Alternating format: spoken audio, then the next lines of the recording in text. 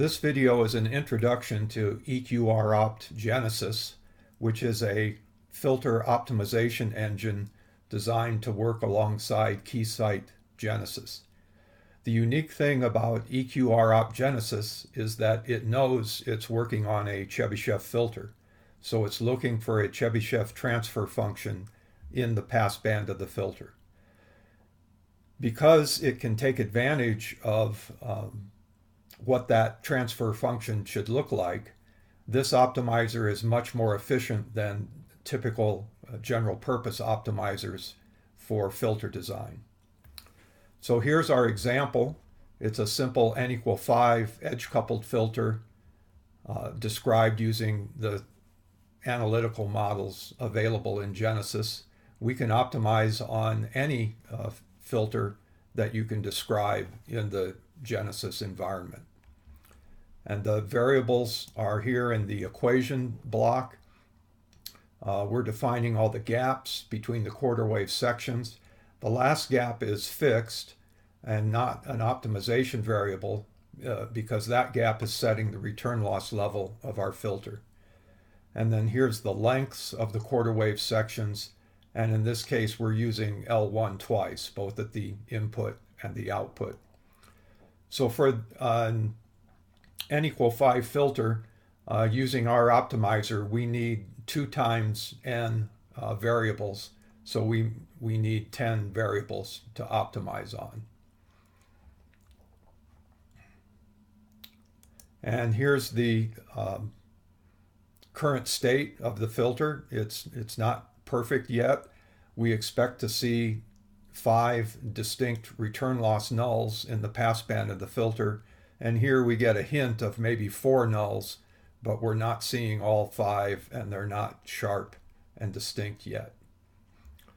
So if we launch the optimizer, it has a very simple interface. There's not too many things for the user to set here.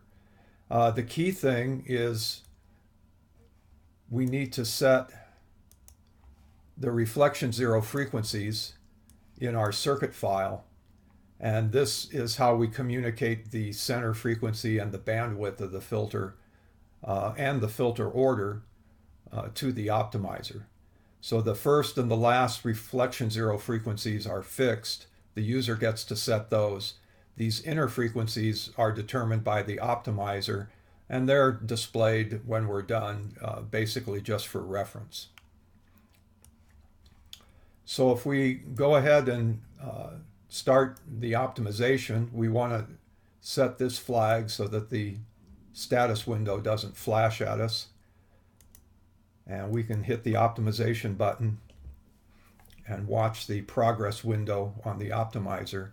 And in just a few iterations, we've brought it to a perfectly equal ripple response. Now, if, say we want to modify the center frequency or the bandwidth of our filter, with a general purpose optimizer, you would reset maybe the return loss goals. You would reset some goals out in the stop bands of the filter. But with our optimizer, all we have to do, say, is move one of the band edge reflection zero frequencies. So for example, we can move the high side higher. Say, let's make that 11.1 gigahertz, say.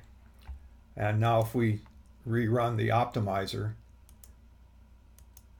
it'll find a new solution for that new bandwidth. And there we are. It's very quick, very simple. But because we've changed the bandwidth, our return loss level has changed. And the way we fix that is we know if we modify this gap that we can move that return loss. So let's say make it 2.1 instead of 2.4 mils. We see the response change here. And if we retune it using the optimizer, we can get it back to a perfect equal ripple response. And there we have it. So this is a very quick introduction to what the optimizer can do.